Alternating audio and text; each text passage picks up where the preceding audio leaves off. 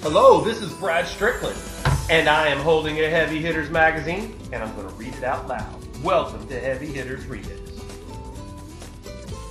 Okay, great. Finally, a place where I can say what I want to say. This is the remix for Heavy Hitters 27 about Paul Bonderson and Brocade, his empire, and it's on page, I think I have it memorized, page 36. So we'll get into it. Success on the Information Superhighway remix by me. But I'm flipping through the magazine right now in front of me, and I love the real talk, but the next thing over is the noteworthy quote. So I'm going to jump on maybe the top three here and get us going.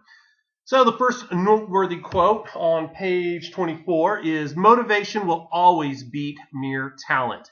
And we're going to see that actually played out in success on the Information Superhighway. And that is Norman R. Augustine. Motivation will always beat mere talent.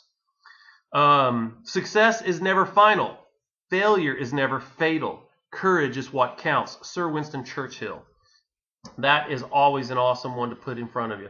The difference between failure and success is doing a thing nearly right and doing a thing exactly right.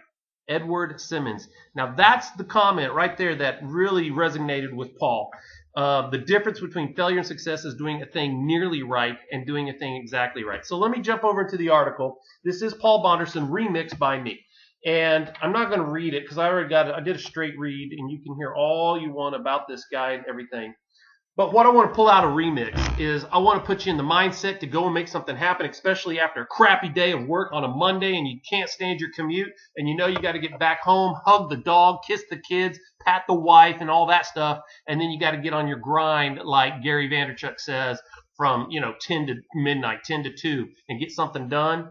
Because if you're not a heavy hitter, you just want to be one, you've got to do something. Or like Tony Robbins says, put in some mass amounts of action to get that mass results. So let me tie these all together. The difference between failure and success is doing a thing nearly right and doing a thing exactly right. Well, if we jump into his article, and they're asking him, and the reason I like dissecting a heavy hitter, especially if it's something that potentially it could be repeated. I mean, if he was a prince or a king and he inherited a Bugatti, whoop-de-doo, I can't repeat that. But this guy, he's a smart guy. He definitely was in the right place at the right time. I mean, working for Intel in the early days. But the guy was smart, and I know that he just followed his passion all the way through it. You ask him, and he'll sum it up in one way, and then I will remix it and give it to you how I see his success came about. So the very last question, this is typical in Heavy Hitters magazine. The writer asking, if you could give advice for success, what would it be? And I'm going to read it word for word here. Follow your passion. Everything else will come. When I was hiring people, I looked for their passion. If they had a passion for what they did that outweighed any lack of education or experience to me, I gave a commencement address at Cal Poly. And one of the things I explained is that out of school, I thought I would be working to be financially successful. And that's really not true. It was my passion that was guiding me, not the need to make money. Most people who set that as their goal end up being very unhappy and in many cases fail financially as well. Passion and persistence are the keys to success. That's all you need. And I remember Steve Jobs in his commencement speech there at Stanford talking about you better love your work because you're going to spend a whole lot of time doing it. And so, Paul kind of says the same thing. But the strength on the way he got his company up to $25 billion, and it's just one of those big inflated kind of stock price things, and it came back down into reality. They do about $2 billion a year. It was a piece of hardware for fiber optics. Actually, I could probably read that too, and that'll give us a conversation point. Jumping right here on page 43. What was the goal of the company? The technology we were using was the first real commercially viable fiber optic channel. Most of what was going on in 1995 was Ethernet based. Otherwise, people were using expensive, high-speed telephone gear. When we formed our company, we didn't want a bunch of Me Too's, and our success was based on the fact that we wanted to offer a very high valued solution to storage problems. And right there is doing it right. Um, it wasn't cheap. It was expensive, but it was very, very problem solving. If you had storage problems, fiber optics is the best way, and he saw that. When everybody else was doing little hubs, we developed a very high-speed switch that required a high level of integration. So he took his master level skills of his engineering and his know-how, and he just came up with the exact perfect solution. Not just a solution, but the best one he could even come up with. And that's what he offered, and that worked for them. I mean, down here, he gets into all the cliches, which, you know, I wish they could elaborate a little bit more in the magazine because I'd like to talk to him about it. But in the next question, it was like, is this the main reason you guys thrived? Why else do you think the company was so successful? And this is exactly what I want to know because I want to grab this information and go out and put it to use in my activities. So here's the answer. We put together a world-class team and identified a market. The world-class team included himself, and this guy was so smart that the first company he worked for out of college actually bought his senior project. So the guy is gifted, and that's really great if you're gifted so freaking good that somebody will come along and buy your project, your senior project, and hire you. And the thing is, I believe everybody is gifted to some level in something to that in that level. So if you're just like a brilliant whatever, go with that. You know, don't chase the dollar. Chase what comes naturally. People are saying, "Oh my gosh, you did that so amazing," or "How do you do that?" Or you know, if you lose track of time when you're into it, I know that's one of the ways people spot their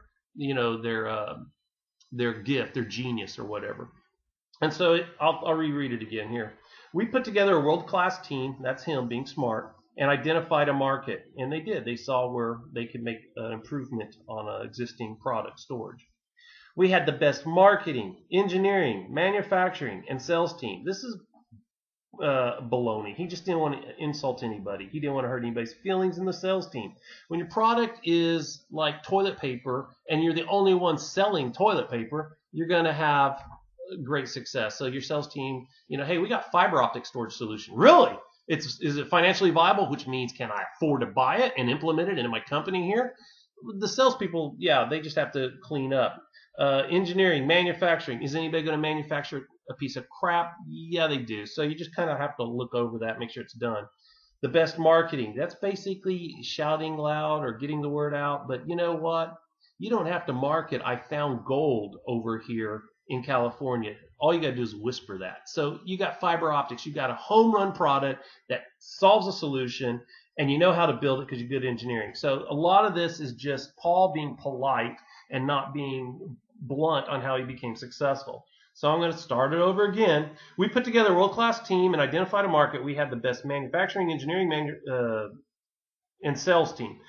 Together, we really made an impact. Brocade is the leader in what are called storage area networks. These networks share storage subsystems and data to ensure our customers won't lose data. Do you hear how all those comments are going right into the engineering side of things? He didn't say that we came up with the greatest slogans, just do it, or, you know, we're loving it like McDonald's. He didn't say any of that. He went into his strengths. I'll read it. Together, we made a real big impact, period. And now he leaves his team. He doesn't talk about the sales and the marketing team. He goes right here. Brocade is the leader in what we call storage area networks because they freaking needed some great solutions for storage area networks.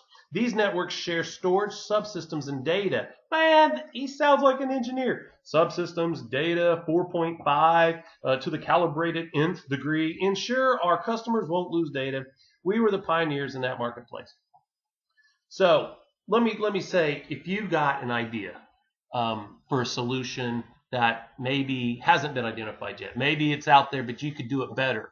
You do need to get the expertise. You surround yourself, like the lady who came out with Spanx. Man, her name is escaping me. She got the idea that she could come up with better pantyhose, and it's not technical. It's not computer box. It's I've got a better idea for a solution, and that is why she is a billionaire. And in less than, I think it was in 11 days, she became the planet expert on how pantyhose are made. I've looked at that stuff like, how do you make pantyhose? Well, this guy is the guy who knows how to make these storage system boxes, Paul. Well, so same success path. If you want to be a heavy hitter, identify that thing you could do better. And if you don't know the skills, then get to the books, get to the college, get to the factory. I mean, the lady who did Spanx, I'm so sorry I can't remember your name because I definitely want to highlight you as a female heavy hitter. It's just fantastic what you've done. Is she went out to the factory. She knew exactly all the processes, not just one, but anything that's ever been done. She had the history of it, all of it, just like Paul here on data systems. And now she's a heavy hitter. So I encourage you guys, do the same thing. Tonight when you get to the house, I'm assuming you're on your commute home and it sucks and you're sitting there in traffic and saying, crap, I wish I was at home and I could do something. Get home, take care of business, and then if you don't have your expertise, get the first 2 books on Amazon that make sense. Go listen to a podcast on the best guru. Go to YouTube and type it in. How do you make pantyhose? How do you do body work? How do you produce a movie? How do you write a novel? How do you change a knee hip replacement and come up with a better medical device? Whatever it is, get the knowledge, then get your team together and go and become a heavy hitter. So that's it for the remix on this article. Paul, you did give me lots of inspiration, and I know I would shake your hand in person. And to all the other lovers of Heavy Hitter Magazine, that's it. Until next time. Bye.